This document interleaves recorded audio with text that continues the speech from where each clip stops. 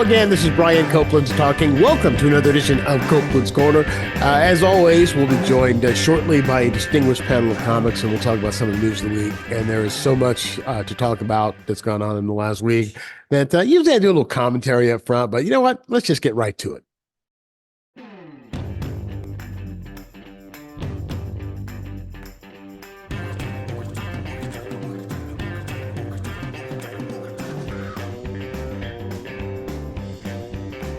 This is part of the podcast that we call Headliners on the Headlines. Joining me, I have a distinguished panel of comics, as I always do. We've got Don Reed, we've got Lauren Mayer, and Daymon Ferguson. Three regulars here. And a little bit later, if all goes well, we'll be joined by comic Chris Riggins as well. So we got a full house. So lots going on. So I want to start with this. So NBC News hired Ronna McDaniel, the former chair of the Republican National Committee, the RNC. As a contributor, and they were paying her $300,000 a year. Was a 2-year contract, and she was supposed to be contributing and doing analysis on the 2024 election. Now, if you were not aware of her background, she was in the tank with Trump 100%. You know, she was an active participant in trying to overturn the 2020 election. She contacted secretaries of state of Republican secretaries of state in some states, I think Michigan and Wisconsin, if I'm not mistaken, and told them not to certify Biden's win and that she would provide attorneys for them. So she basically tried to help Donald Trump thwart the democratic process. So once her hiring was announced last Friday, all the journalists on NBC and MSNBC went berserk. And not only did they go berserk, they did it on the air. I mean, they dogged their bosses on the air. Chuck Todd did it. Nicole Wallace did it. Joy Reid did it. And Rachel Maddow was the most, I think, effective out of everybody. She spent the first 29 minutes of her program on Monday talking about this because of the fact that you know, you can't have a legitimate journalistic endeavor when you're putting people on your air who are known liars. She's still an election denier, and she's a known liar. So what the latest today is that she has said she's demanding that she be paid the full $600,000 for the 2 years. NBC dropped her. NBC, you know, they caved and they dropped her, and her management, her agents at CAA dropped her as well. She just signed with them. They got her the gig. NBC dumped her. CAA dumped her. So she's looking at suing. They're probably just going to pay her off the $600,000, but she's looking at suing for a hostile work environment because of the fact that she got slammed on the air by so many NBC legitimate journalists. So if she's paid, by the way, the $600,000, she only did one appearance. She was on Meet the Press on Sunday for 20 minutes. And so what it breaks down to is she's being paid $500 a second for what she did on the air. $500 a second. So a couple of questions. Number one, do you think NBC did the right thing? Number two, and this is more a Daymon question, I guess, because Daymon is also an attorney. Does she have a case that it was a hostile work environment? And I guess the third question I would ask is, critics are saying that it is partisan and biased not to allow her to have that position because you're not showing both sides in a presidential election. And, you know, should we be showing both sides when one side is nothing but lies and disinformation? I mean, it is. I mean, straight up disinformation. So your thoughts? Well, let's start with Daymon because I asked the legal question. Well, I don't know what her status is. If she's an employee, then she could make the claim. I don't think she'll do very well with it. If she's a contractor, which I suspect she probably is, she doesn't have that claim. She simply doesn't. It doesn't exist for her. So I don't know what she's thinking with that. I think it's just a bunch of noise. Mm-hmm. Or Trump is well known for filing frivolous lawsuits. Maybe she's going to follow in instead. It will keep her name in the press, and that might be entirely what she's after. Well, she wants. But NBC's got some pretty good lawyers. I'm not concerned about NBC. What I am concerned about with NBC is their judgment in hiring her in the first place. Exactly. I mean, so much for MSNBC being a liberal mouthpiece. Well, the thing with MSNBC is they said, the head of MSNBC said she will not be on our air. Oh, good. Tell the employees, don't worry about it. No matter what they do, we will not put her on. And basically he can say that, or I don't know if it's a man or a woman who's the head of MSNBC. It's a woman. Is it a woman? Okay, so Rashida. she can say that, but if the bosses that are the head of the company say, yes, she is, then she is. So Lauren, what do you think? Well, I wanted to address that. Yeah, that issue. I agree with you. It was the wrong choice to begin with, but they at least second time around made the right choice. And as far as this complaint that she's being canceled because they don't want both sides, like you said, first of all, you got to assume that both sides accept facts as facts. And they do have other Republican pundits. They did hire Mike Pence's former chief of staff, Jonathan, somebody. They had Mick Mulvaney on for a while, but he just didn't have good ratings. They've hired a lot of fairly right-wing Republicans. And their claim was that they needed somebody on who would give them insight into the Republican Party. But she's been fired from the Republican Party, so she doesn't even have that insight anymore. And so, there are plenty of Republicans and even Republicans who might support Trump that they can get who accept that Biden won the election. So that claim is completely bonkers. And I thought Rachel did an amazing job. Not only did she devote all that time, she gave historic background to all sorts of other would-be dictators and really put it in historic context. And so I loved the history nerd part of it too. Don? The judgment call, I want to address that. I worked at NBC and co-ran an advertising and promotion division. And the steps they take to hire on-air talent, to hire any number of people in that kind of position are exhausting and often laborious. That meant more than one person said, okay, we're going to do this. To get to the point of a $600,000 contract, there's things we could approve down on the lower side, but a $600,000 2-year, $300,000 a year contract is a number of stupid decisions that came to that they had to backpedal it. How many people didn't know that if you're talking about both sides, the other side is a non-existent side if it's lies. So there's a side, and then there's an invisible person standing there because it's all lies. So I would like to know what chain of events happened for the more than likely at least 3 power decision makers to say, yes, we're going to do this.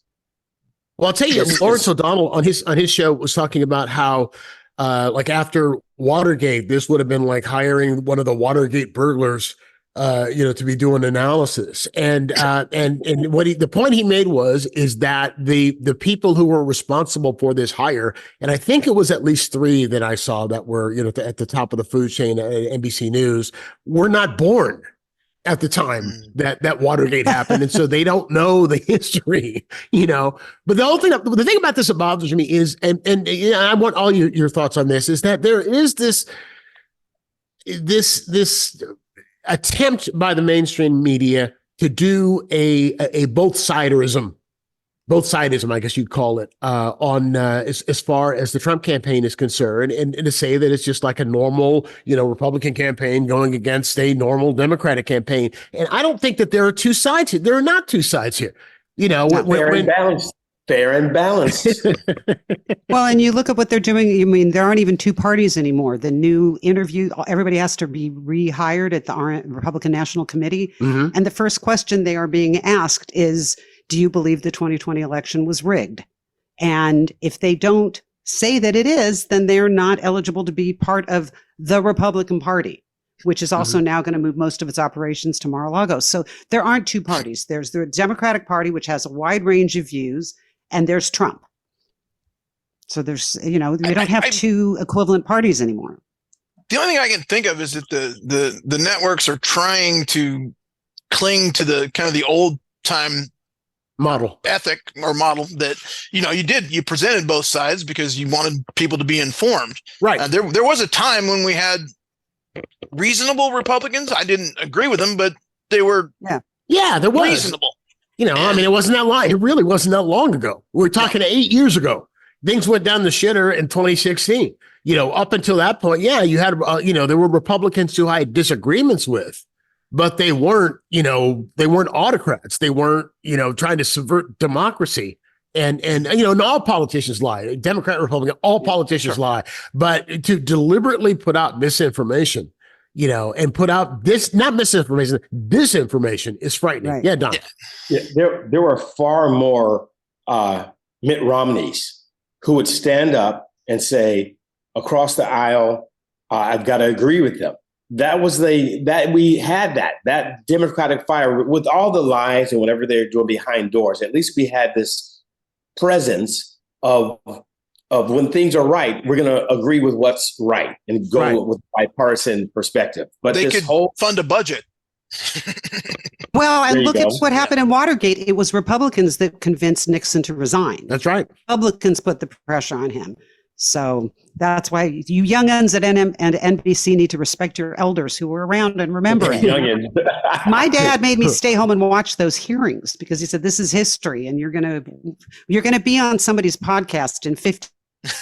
Doing analysis yourself. Yeah, exactly. If you knew about podcasts. Yeah, early 70s. Come on. No kidding. I think he might have said be on a news program. I don't know. All right. While we're talking about Trump, on Monday, the judge in the New York hush money trial actually set a trial date. Trump's been trying to delay it. And the judge on Monday said it's starting April 15th. And he issued a gag order. And the gag order says that, just in the Letitia James New York case against the Trump organization, when he would step outside the courtroom and badmouth everybody, the judge and the judge's clerk and all this. So the gag order says that he can't badmouth anybody, no jurors, not witnesses, not employees of the court. The only two who are exempt are Alvin Bragg, the district attorney, because he's elected, and the judge. And I don't know if the judge is elected or appointed, but those two are excluded. So, of course, Trump went after the judge and the judge's daughter, because the judge's daughter, he went after the judge's daughter. What are you talking about? I didn't hear that. Well, what he's saying is, and I don't know if this is true or not. I've not been able to ascertain how much of this is factual, but he says that she works for a firm that's in the tank with Adam Schiff and with the DNC and with Joe Biden. And we call him Crooked Joe Biden and Shifty Schiff and all of this nonsense. And so he's going after them. So let me ask this. A couple of things. Number one, do you think that a gag order is appropriate in this case? Because it is, really voter intimidation. Because once he trashes somebody, if he trashes a witness or trashes a juror, then they got to have bodyguards. Literally, they have to have bodyguards because his crazy ass followers. So that's number one. And number two, and this is the thing that really gets me. Do you think that anybody else could stand outside of a courtroom? Could I stand out in front of a courtroom while a trial's going on and spew lies and venom about courtroom personnel, about the judge, about the prosecutor, without there being some kind of repercussions? And then go ahead. He's testing the breadth and depth of his ex-presidency every time he comes out there, and he feels that. And they're letting him a lot of the times get away with it. He's not getting away with that situation where he defamed that woman and then said, "Oh no, that is E. Jean Carroll," but he's still doing it. And got hit with an additional. Yeah, but he done it again. He did it again. But she's going to get him again. That woman that's representing the woman he assaulted. Yeah, she's going to roll back in on him hard. I think he's not ready for that shock. But just the idea that he really feels entitled that, most people can't do that, but I can do this because I was the president. He really believes it. And what's really staggering is that any other candidate, any other time in history who did a fraction of any of this stuff, the Republican Party would have said, "Oh no, we don't want anything to do with that," because they were the law and order party. It's almost like he's trying to test them with the claim he made in 2015 that he could shoot someone on Fifth Avenue and Republicans would follow him. And remember, there's that famous quote that he said, if he were ever going to run for president, he should run as a Republican because they're stupid and they will believe anything. Right. Yeah. So, although I have to say the headline was that debunked? I thought it was. I'm not 100% sure, but I thought that quote was debunked. But, Okay, now you tell me as no, an no. attorney. You tell me as an attorney, Damon. Could you, if you were a defendant in a criminal proceeding or a civil proceeding, could you stand out in front of the courtroom and say the kind of stuff that he says, and not have any kind of repercussions? I don't think I could. No, I mean, as an attorney, I absolutely couldn't. I'd get disbarred in a second. But if I was appearing as a defendant, I don't think I could. I think I would probably face contempt of court charges. And I mean, free speech is a right, but it only goes so far. And free speech doesn't include lies, and it doesn't include defamation, and it doesn't include 90% of what he's doing. And what's interesting is you got murderers going on trial in this country every day, who are smart enough not to do that. And he's going after the judge. Yeah, he's going after the judge's daughter. I don't. I mean, I'm not going to impugn the judge's honor or impartiality, but that would affect me. If I was the judge, I would not be inclined to listen to much of what he had to say. Well, what one of the theories is that he's trying to get arrested. He really wants to be put in jail for a day or two, because it's not going to scare him. What it's going to do is it's going to fire up his base and play into that political prisoner narrative. Did you see that tape of him yesterday?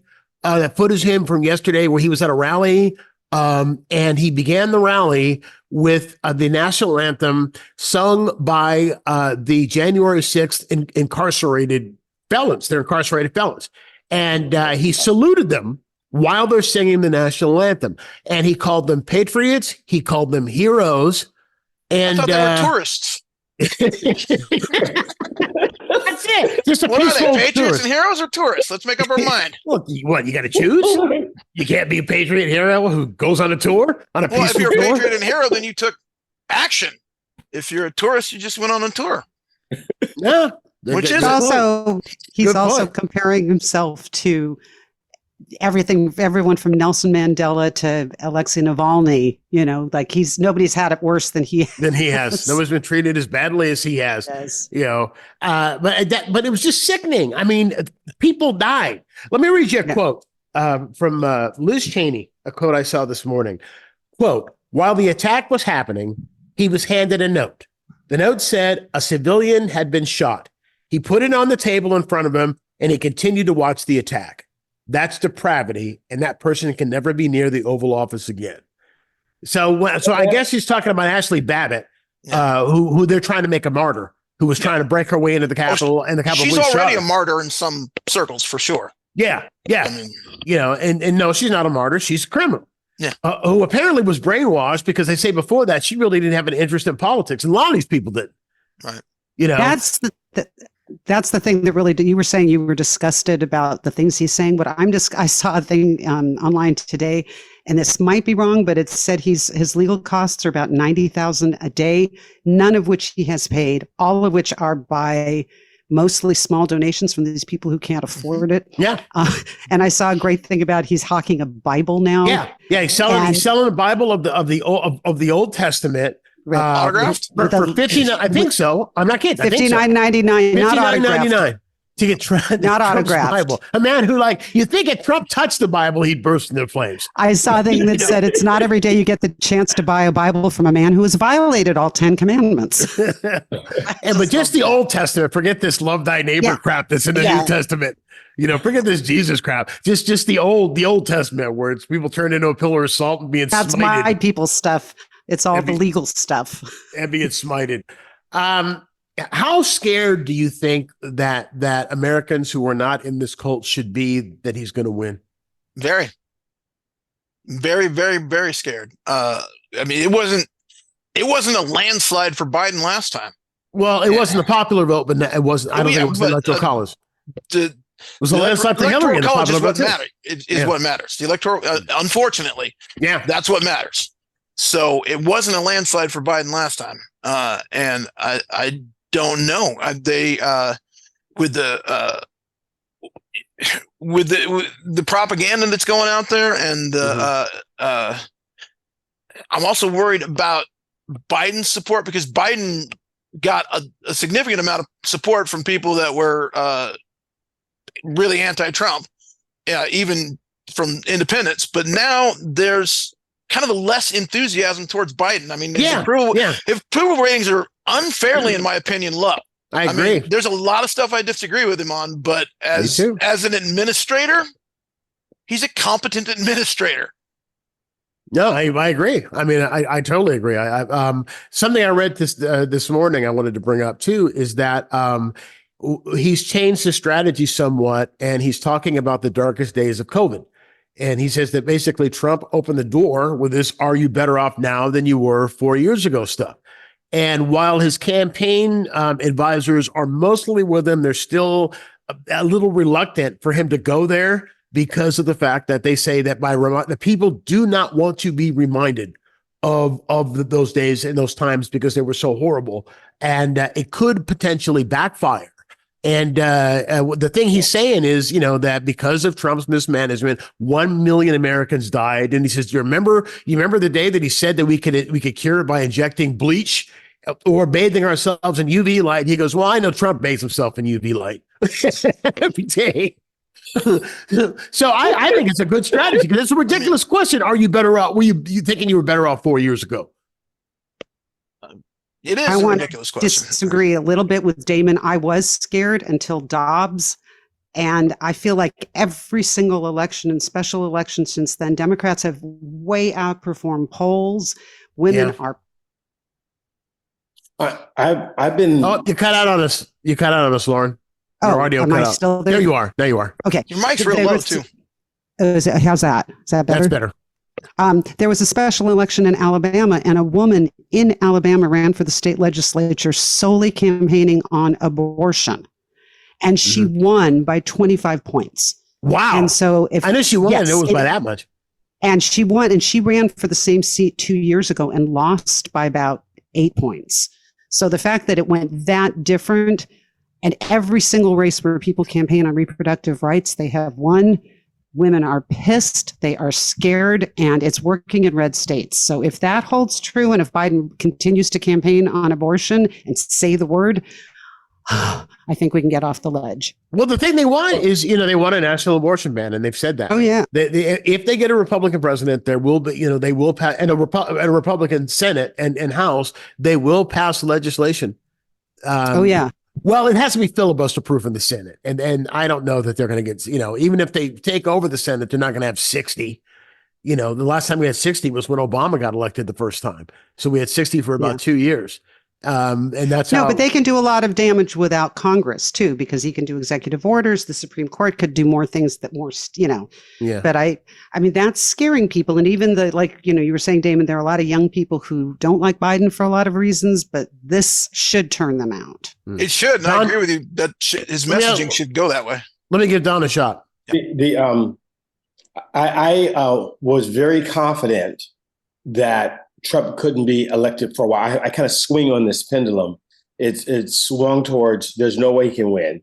And then just recently, I read an article on the Vegas odds right now. And the Vegas odds are that Trump would win 45% and 33% bite. The Vegas betting odds, right? So if the election were today, but the election's not today. Right. But then I swing back to the little Kylie Swift model that I mentioned many times. And that's what Lil Baby, Taylor Swift, and Kylie Jenner are doing to the vote. People that don't even care about voting, who are in their millions of followers, are going to be voting, coming out of the woodwork. And that's what I'm going to stand by, why Trump cannot win. Okay, but my daughter's a journalist, and she's a millennial, and all of her friends are millennials or Gen Zers. And she says a lot of them are not going to vote for, are saying at least that they're not going to vote for Biden, that they'll vote for third party or not vote at all because of they don't like the way that he's handling the Gaza situation. And, so I don't think he can count on that, even if, there are more that come out to vote. And then let me ask you this question. What effect do you think that Kennedy is going to have on this race? Is Kennedy going to take more votes away from Trump or more votes away from Biden? Yeah, Don. Let me say this first. Specific to the numbers that, for example, Taylor Swift has 150 million Instagram followers alone. Wow. So you got that many? 150 million? Oh yeah. Yeah. That's So crazy. right. So the number of people who are really watching politics and watching the Gaza situation, Yeah. those are cogent, collegiate thinking individuals. That's not her follower who's 18 in Kansas going, whatever she says. There's far more of those than there are people saying, I'm not going to vote for Biden because of X. And Kennedy is going to, I think he's going to hurt both sides. That would be my take.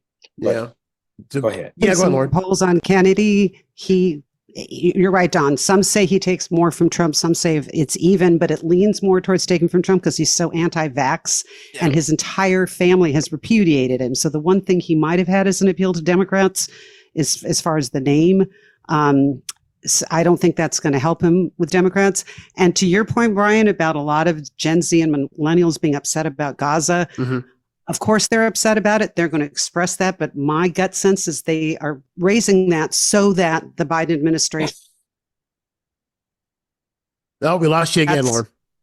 Oh, now do you have me? Yeah. My internet. Okay. So sorry. That they're bringing that up and maybe even saying they might be independent. But when push comes to shove, I don't think they want to give up their reproductive rights or their access to birth control, which is another thing they're going after, or they're claiming they'll go after, and Social Security and Medicare. But a lot of them are one issue voters. That's the problem. When you're younger, I was, I think in the very beginning, when I was 18 in my first election, I think I was a one issue voter. I remember what the one issue was. But I think and even if they're one issue voters about Gaza, and my son is a millennial, my younger son, and he is really upset, and a lot of his friends are too, and we're Jewish, and he can't stand Netanyahu. But they're pushing, the U.S. didn't vote on the security resolution, so now the UN has advocated for a ceasefire. So the fact that they abstained, which is huge, instead of voting against it, right? I think maybe that pressure has pushed the Biden administration to be a little bit more active in trying to get a ceasefire. Some kind of a resolution to this situation. Daymon, you were going to say something? I also think they're going to probably change the messaging because the point you made, Brian, the election's not today. So as we get closer, they're going to change the messaging. I think they're probing right now to see what's going to work. This is what I really think they're doing. They're going to likely change the messaging in the home stretch. And if they can get young people into a single issue, and I think reproductive rights is probably going to be a big one, if not the one. Yeah. They might. I'm hopeful, but I'm also scared. This is just scary. I mean, this is just terrifying. This whole thing is just really, really scary. I mean, it's like how, when Rachel Maddow talked the other night about all of the other would-be dictators who ran for president and, the America First Party and all these other parties, they weren't major parties, and none of them ended up getting more than a couple of thousand votes.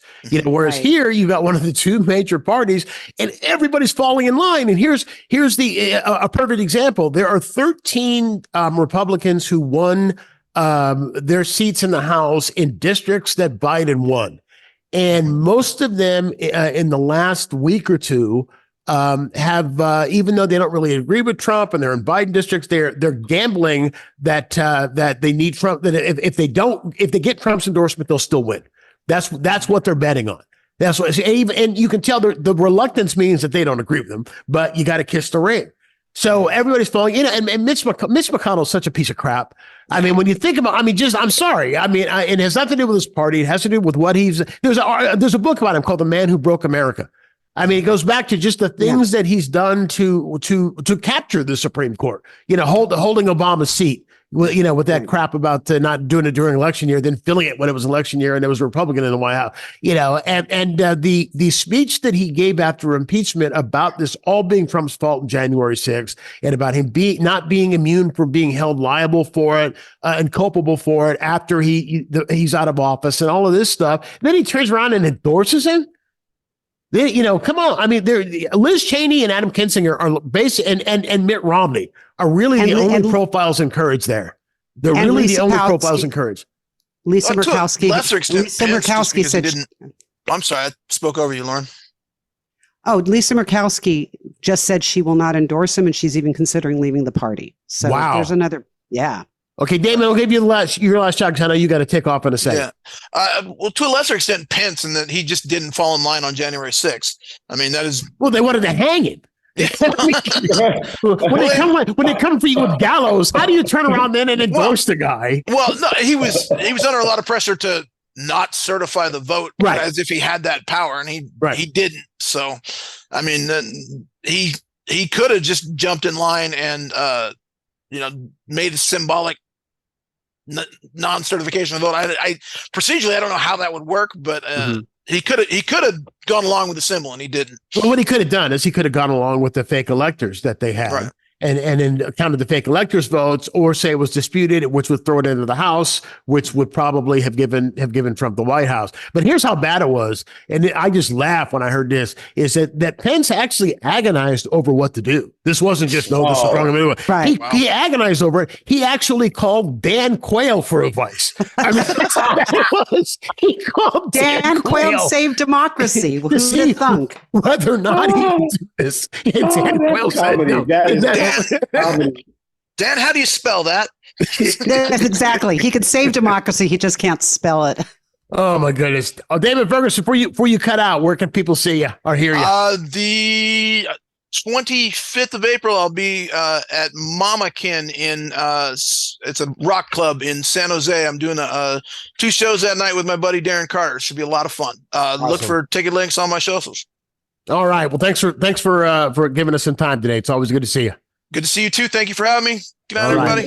Ciao. See you guys. Okay, let's jump to this. Diddy. Sean Combs. We got to talk about this. He has his what are you doing, Don? That's a lot going on there. There's a lot going on there. Yeah, and I'm having trouble following the whole thing. So I wrote it down, and I'm going to explain this as best I can. And if there's something that I got wrong here, you guys feel free to correct me on it after I'm done. Okay, so what the deal was is that Homeland Security raided 3 mansions that he's got. He's got at least 3 mansions. They raided 3. And one on Star Island, and I don't know where Star Island is. I guess it's on the East Coast somewhere. Must be. One in Miami Beach and one in Los Angeles. They were simultaneous. They were unannounced, and they're saying they were in response to a lawsuit that was filed by music producer Rodney Lil Rod Jones. And in his lawsuit, he accuses Diddy of being the leader of a criminal enterprise that could qualify as a, quote, widespread and dangerous criminal sex trafficking organization. And so they're looking at him for sex trafficking and for drug smuggling, potentially. And what's interesting, too, is that this guy, this music producer, amended his lawsuit this week and added to the lawsuit Cuba Gooding Jr., saying that Cuba had at Diddy's direction had basically tried to offer this this music producer up as a sex partner to Cuba. And Cuba, apparently, according to him anyway, was groping at him and everything else, and he said, "I'm not interested," and he kept at it, and finally he had to physically shove him off. Now he's been accused of violating women like twice, and I guess he's settled one lawsuit. There's another one coming. Diddy has 4 suits that were filed within 5 months last year, all alleging sexual assault, including one from his ex-girlfriend, who said that he raped her and he made her have sex with male sex workers while he watched. And he settled that immediately. He immediately settled that case. But the other 3, the number's supposed to be 30 million, by the way, on that one. Wow. So what the deal is that all of these people have given Homeland Security information apparently about him and about his dealings, and they were able to use that as probable cause in order to get a warrant to do what they did. And I guess in Miami, they used a battering ram truck to break down the gates, because this was not an announced we're going to come and search. And and they took phones and electronics and stuff like that. So I don't really know what my question is regarding this, other than are you surprised? But he's got a long history of stuff, right? He's got a long history of guns and all of this kind of stuff. And being near and around shootings and Yeah. questionable dynamics around whether he orchestrated people's passings and leaving this planet. But a Really? couple of things That I'd never yeah. heard. Yeah, a lot of people thought he was a part of Biggie's, that he set him up and knew he'd be more valuable passing than staying here. Wow. Yeah. So here's the thing. That's rumor. Well, we should make sure that we clarify that's rumor. He's never been charged with this, so that's rumor. He's not. Are you familiar with Mays, the rapper Mays? Mm-hmm. Mays was in his camp for many, many years. He just said yesterday, because Mays left, went to religion, gave it all up at the high point. He was like Diddy's key star person. And everybody wondered, why did you leave? You're at the top of your game, making multi-millions of dollars. Why would you leave? He said, the very reason of everything you're seeing right now. That's exactly why I left. Specifically why I left. And he mentioned, there's one guy that they arrested at the Miami airport who his last name was Paul, and he is described in the lawsuit as being Diddy's mule, who smuggled drugs for him, smuggled drugs and weapons. Again, this is what's alleged in the lawsuit. I don't know if it's true or not, but he's alleging he smuggled drugs and weapons in, and he paid sex workers on behalf of Diddy, according to the allegations in this lawsuit. And it's a criminal enterprise. And I'm sure there's stuff that we don't know if Homeland Security is involved. Also, there were a number of reports that there were aeronautical people suggesting that they could see Diddy's flight heading for an island that would not extradite him. And there were a lot of rumors around that. But I checked out, as far as I could see, he had not left the United States, and he was in Miami. And the TMZ had shots of him pacing nervously in a parking lot area. But he was in Miami. They took staffers out in handcuffs. They took them out in handcuffs, and 4 of them out in handcuffs, and they questioned them and then released them. So this is handcuffed too. Pardon? His sons got handcuffed as well. I saw that photo myself. Both of his sons were handcuffed and being questioned by Homeland Security. So as I said, I genuinely have a question when I throw these things out. And this, I don't. I'm just kind of like scratching my head going, man, again, it's like R. Kelly talking. I mean, if it's true, hiding in plain sight, that's exactly. Doing all these horrible things and being in play. He had a reality show deal. There was a reality show that was supposed to be start shooting starring him sometime soon. And that's just been canceled. So, well, like you said, we've all, with all these kinds of stories that come out, like you said, there's a lot of rumor. You presume people are innocent until they're proven guilty, but with the record he has of settling lawsuits and all the stories of women who have been drugged and sexually abused, I hate to say when there's smoke, there's fire, but when there's that much swirling around, I'm inclined to believe it. And Homeland Security doesn't do warrants without really good probable cause. Well, Homeland Security has done a lot of things since its creation that people, feel tramples on constitutional rights. I mean, so you have to take that into account. I can't speak about today, what they're doing, today, but at least in the beginning, in the shadow of 9/11, there were a lot of things that they did that people were like, whoa. And the thing with settling lawsuits, when people look at settling lawsuits as being something negative or being an admission of guilt. And, sometimes people settle lawsuits because they don't want to be tied up for 2 years, given a billion depositions. They don't want this hanging over their heads. Even if you're in the right and you end up winning, it's still very, very stressful to be involved in a lawsuit. So give him $30 million. Yeah, instantly but he's a $30 billionaire. million. Yeah. But he's a billionaire. So, it's like, he can lose that much in his wallet, not be that upset. Well, to be clear, I think he only has $800 million, Brian. To be clear. Oh, okay. Okay. I was all right. Pardon me for exaggerating. I'm sorry. All right, let's see what else I got here. I got a bunch of things. One other comment. Go ahead. There's a picture of Diddy, and it was just for comical reasons. It was Diddy and the guy you just mentioned who got in big trouble. Who's the other guy who just he was Cuba? You talking about Cuba Gotti? R. Kelly? R. Kelly, yeah. R. Kelly. R. Kelly and Diddy, and they got on Black, and they're like, laughing. So like, if somebody wrote, the connection. Oh, we shouldn't laugh about that. That's wrong. No. We shouldn't laugh about it because it's when you're talking about sexual assault and stuff, that's Yeah, just. they're going down.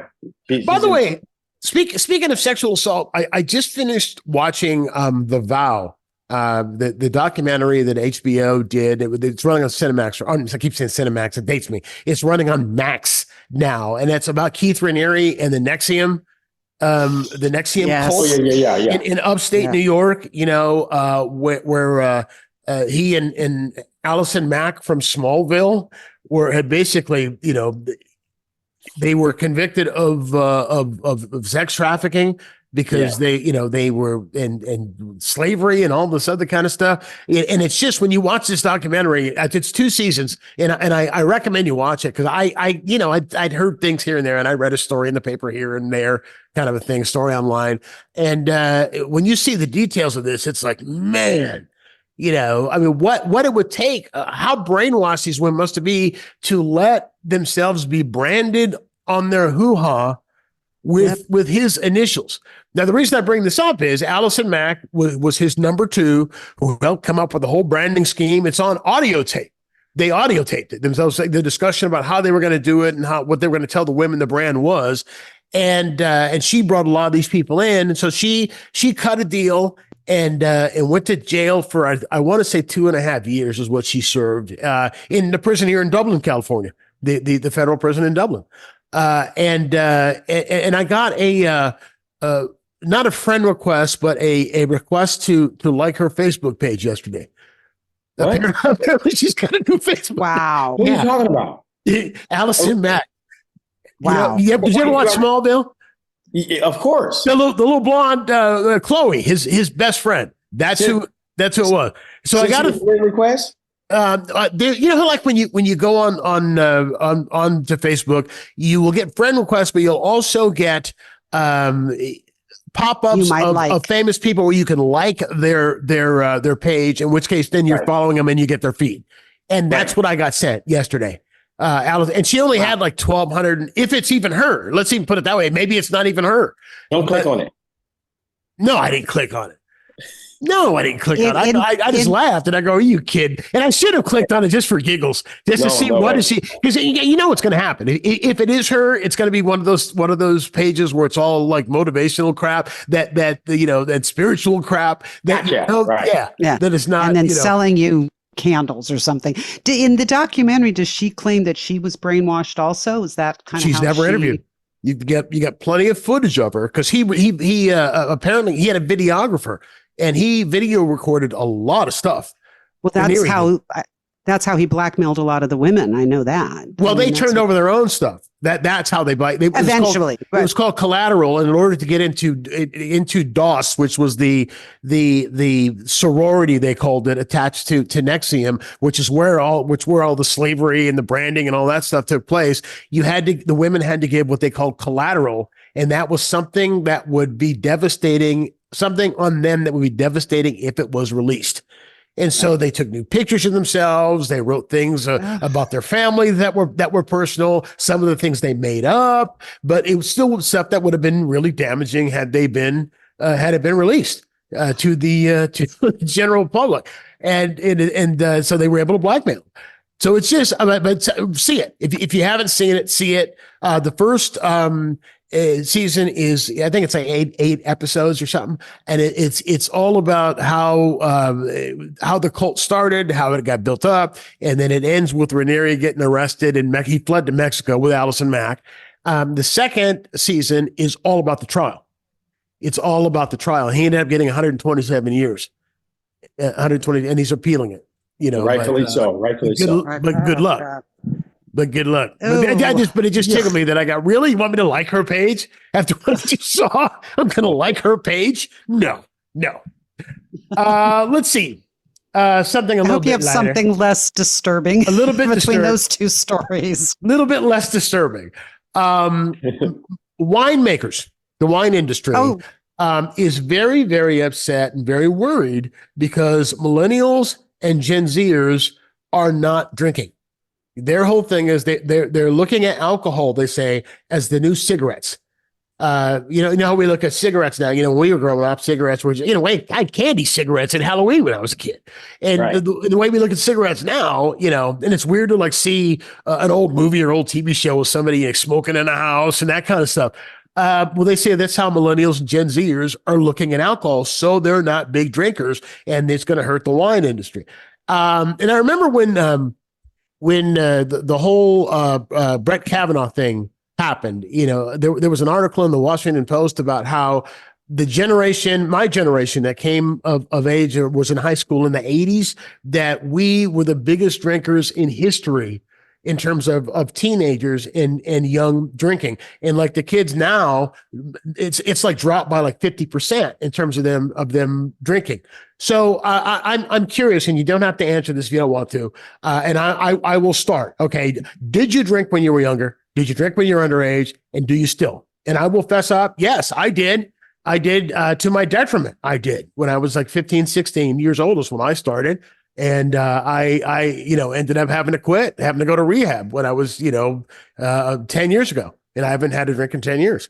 But that's where it started when I was 16 years old. So I'm curious. When you were younger, how did you look at alcohol? Were you with the party kids? And you don't have to answer. If you don't want to answer, don't answer. I will answer because mine is almost embarrassing in the other direction. I was such a good girl that the stoners at my high school, who I was friends with, told me there was no point in me even trying to buy anything because they knew that I was such a goody two-shoes, I'd probably be a narc. So the only drinking I did was Friday nights at home because we're Jewish, and I would have half a glass of Manischewitz.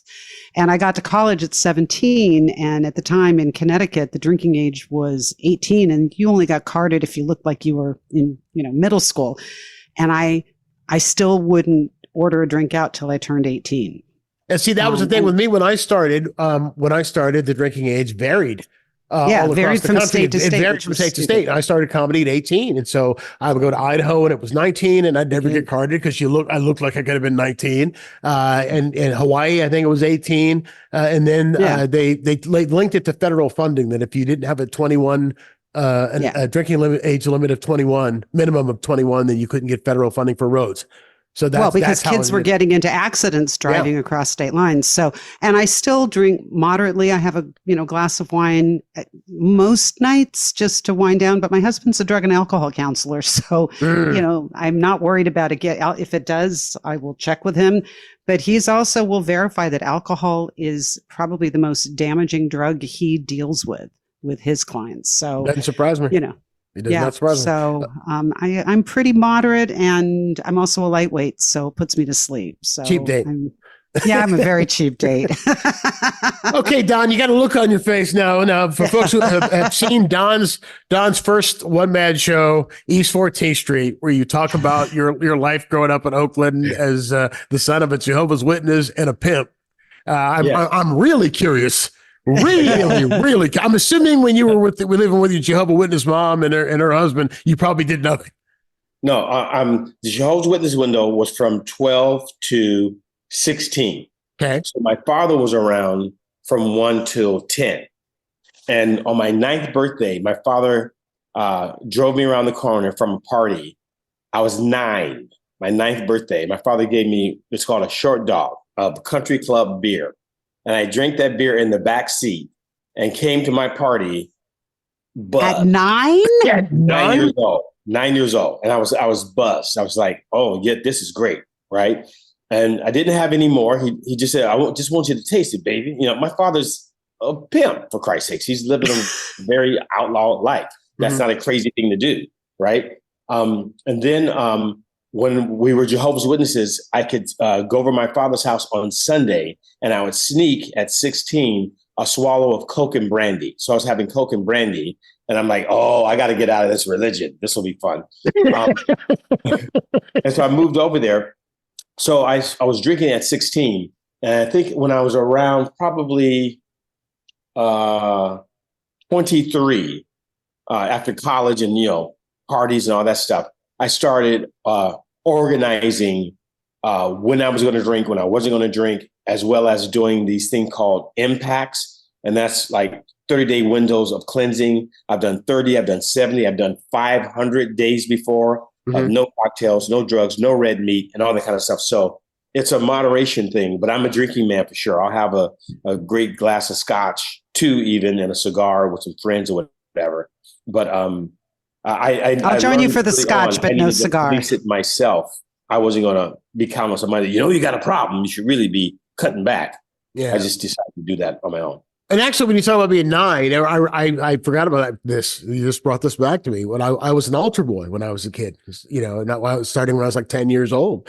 And we drank the wine. We used to have to bring the little, fill up the things with wine and water and bring them up, for fun. Yeah. And so when we're, in the back before mass starts and we're filling the things, I would sometimes spill. I would sometimes overfill so that it would like dribble on the sides. And then I'd have to lick my fingers because my fingers were wet from the wine. So that's probably the first time I had wine was then as an altar boy. So there you go. And that's, if I think Sacramento wine is a little bit like Manischewitz, let's just say that's not good quality wine. I never had Manischewitz. It's not good? Have you ever had like those things that were, I don't know, maybe a little later for you guys, but like when I was in high school, all my friends were drinking Annie Springs, like that Boone's Farm Strawberry Hill wine. Yeah, Boone's Farm Strawberry Hill. Yeah. That was good. And Andre Cold Duck, like really sweet, disgusting. That was the first thing I ever got drunk on was Andre Cold Duck. $1.99 a bottle at the drive-ins. It was Andre Cold Duck. Oh my gosh. It was like drinking like NyQuil, like carbonated NyQuil is what it tasted like. Or spiked Kool-Aid. Yeah. It was like if you mix NyQuil and ginger ale together, that's what it tasted like. But hey, it's $1.99. It was in my price range. Manischewitz is like, Knott's Berry Farm grape juice or Mott's grape juice spiked. Spiked grape juice. Okay. Well, they say that one of the reasons that the millennials and the Gen Zers are not drinking, those who are of age are not drinking and are not wine drinkers especially, is because of legalized marijuana, and because instead they prefer cannabis. They look at cannabis as being a healthier alternative. And my husband will verify that. I mean, you can definitely get messed up from overuse of it. And, if you smoke too much, there can be some throat issues. But he was saying no one ever gets violent on it. You can't really overdose on it. And so he will say a lot of his clients, they're using the services that they provide to get off of alcohol. And also some of them are on meth and fentanyl. But, but the challenges I have with weed is I found more people will smoke weed. I think it's sometimes more insidious. People will get By the way, I'm told that we show our age when we say weed. We have to say cannabis. Okay. We can't say pot. We can't say weed. We can't say grass. We have to say Mary cannabis. Jane. Don't say Mary Jane. Mary Jane. Somebody's smoking a little marijuana. Mary Jane, sucker. Right. I disagree with that. His clients are I wasn't done. I find that when people smoke weed, I've smoked plenty of weed and cannabis in my life, that people will far more talk about their dreams, and the high makes them feel like they almost executed it and they do nothing. I think it's far more insidious than alcohol. I know I've been around a lot of successful drinkers, and by success, I mean they've had success in their lives in terms of moving forward. But I don't know a ton of people who smoke a sizable amount of weed. It slows your ambition. It dips it down. It does. High, the creativity of the high has you thinking you actually accomplished something when you've done nothing. No, you're absolutely right. And in terms of alcohol, I was a very high functioning alcoholic. I would work 16 hours a day, never touch a drop when I was working, never, ever. But I would work a 16-hour day, do it with doing TV stuff, radio stuff on stage, comedy, all that. And then come home and drink myself to sleep. And I did that for years, but I was very, very high functioning. So, but if I had smoked pot, and I did on occasion, but if I had smoked pot, and again, I just showed my age. If I had smoked cannabis, instead, I might not have accomplished the things that I did when I did accomplish during those days. So maybe they're on there's a study that just came out today, in fact, or was reported on today, that researchers have discovered that diabetes, air pollution, and alcohol consumption are the biggest factors for dementia. Yep. So I saw alcohol that consumption is a major factor into whether or not you end up getting dementia when you're older. And they say by 2050, there's going to be 150 million Americans who are going to be suffering from dementia. So, so I'm glad I But haven't they had a did drink in 10 say years. that they haven't connected dementia to very moderate drinking. So Mhm. it's not like, one glass of wine ever is going to give you, I hope. So He's like, I hope. She's hopeful. Okay, we'll end with this. CNBC. Oh, actually, I want to mention this before we go to the other thing. I saw online a list of famous Trump supporters, people who voted for him in 2020 and are still on the Trump train. And here's the list: John Voight, Kid Rock, Scott Baio, Roseanne Barr, Ted Nugent. And Ted Nugent is selling hats right now that say, quote, elect that motherfucker again. That's he's selling hats at his concerts that say that, and he's signing them. That's what Nugent's doing. That's what Nugent's doing. Who else? Dean Cain. Lois and Clark he played Superman. that one makes me sad. He was cute. Kevin Sorbo, who was Hercules. Christy Swanson, who was Buffy the Vampire Slayer in the movie. She's a big Trump. They showed her Twitter feed where she has a tweet that says, I love Trump, like 20 times, as many times as she did before the characters ran out. Her character limit went out. Brett Favre, Randy Quaid, and Kelsey Grammer. And Kelsey Grammer's kind of cagey about it. He got in trouble with his publicist. He was promoting the new Fraser, like on the BBC or something. And they asked him about his support of Trump and if he still supported him. And he basically, and I'm paraphrasing, but he just one sentence, he said, yes, I do. And that's like as far as I'm going with that. I interviewed him once and I asked him because I knew that he was voting for like people like Michelle Bachmann when I interviewed him. Remember her? She was like the Lauren Boebert of 10, 15 years ago. And so, I asked him if he was felt conservatives were discriminated against in Hollywood. And he goes, absolutely. And I go, want to go into some detail? He goes, nope. He goes, nope. Go ahead.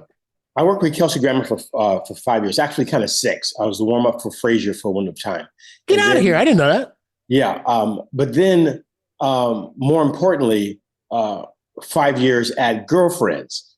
And I find it fascinating because when he got his deal to produce additional shows at Paramount, he was a person who walked in, Mara Brock Akil, Black woman, Black showrunner, writer, and said, here's the idea. Here's what she wants to do. He's an executive producer. He's the reason why she got the deal. Girlfriends was a very successable show. It ran for like 10 years, didn't it? No. Closer to 5. Closer to 5. I thought it was longer now. And My sisters loved it. The Writers Guild crushed it. But he stepped in, walked them into Paramount, said, here's the idea. I'm the executive producer, and then stepped back and let them do what they wanted. He never was pressuring. He never over the top. Most of the times when we took a cast picture, we had to use a cutout of literally a piece of paper as a joke because he was hands off.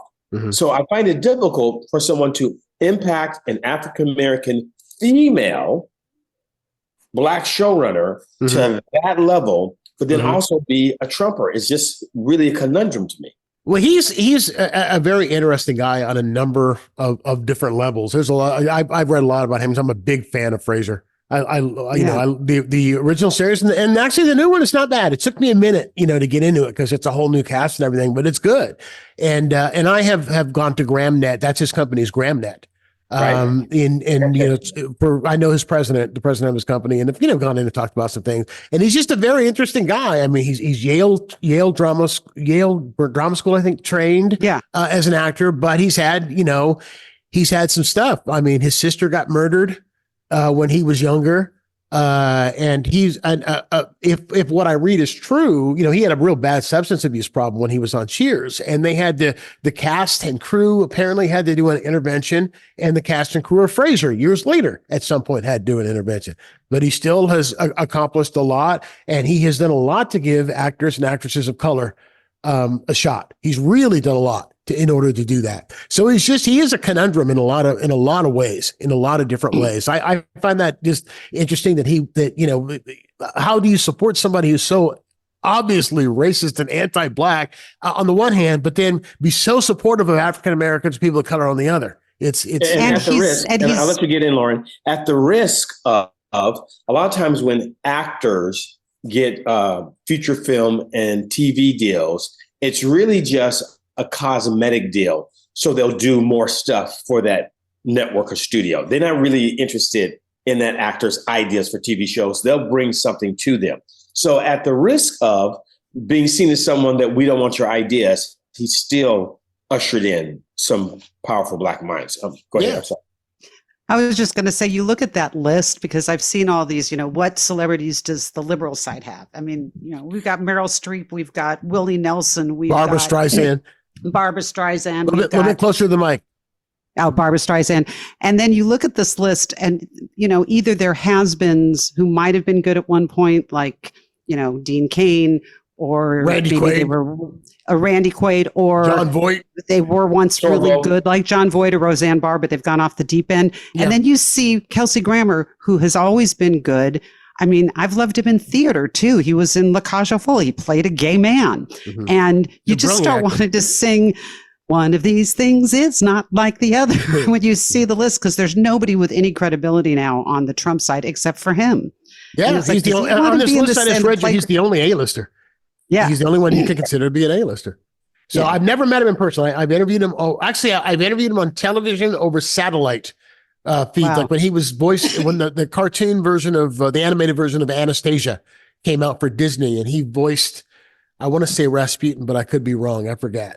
And I've interviewed him a couple of times that way. And then I interviewed him for radio over the phone, but I've never, he was coming to San Francisco to do a benefit for the symphony. And I have never met him in person though. Never met him in person. Have you? Yes. Me? You? Yeah. I did the warm up. Yeah, I know you did the warm up, but I just wondered if you met him in person. Right there. So the first time I met him, it was like what he said. Some people might not. I don't know if they would be agreeing with. I was fully agreeable with it because I something I heard as a kid. He walked up to me from the set and he said, and I was in the audience. He reached over the side, reached up to shake my hand. He said, "What's happening, blood?" And that's something I heard my uncle say. I heard my uncle say, "What's happening, blood?" I was like, "How do you know what?" And he's like, "Yeah, all right, then." So he got some flavor. So it wasn't too far a push for him to usher in girlfriends. I'm like, white guys don't know that phrase, but he did. And he said it with, I would have never known it. It wasn't like he said it like, "How are you? What's happening, blood?" It was very much my main man.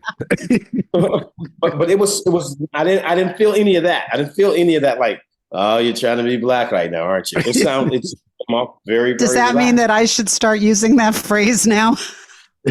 Go ahead and try. I won't be there. Let me know how it went. I think you can do it once. I think you might be able to do it once. You can do it one time, right? What are you guys playing? Lauren, where can people see you? Right now, mostly online. YouTube, Psycho Supermom is my channel. I will be doing a couple of shows at Rhoda Goldman Plaza, which is a Jewish senior housing complex. And I'm doing a couple of fundraisers in Denver the first weekend of May. So awesome. That'll be on your one-woman show still? Yeah, I'm actually really, that's what I'm going to be doing in Denver. I have a one-woman show called Don't Mind Me. I'll just sit here in the dark, reframing the Jewish mother. I'm starting to look at booking it at the Marsh on Tuesdays. So awesome. I have some dates soon. I look forward to seeing it. And Don, you got a billion things going. Yeah, every Tuesday night in Fairfax, not Fairfield. Fairfax, California. Is a speakeasy comedy night where we're getting some pretty heavy hitters to come work out stuff for their specials. We just recently had Mark Curry, and he blew the doors off the room and did 2 hours. Wow.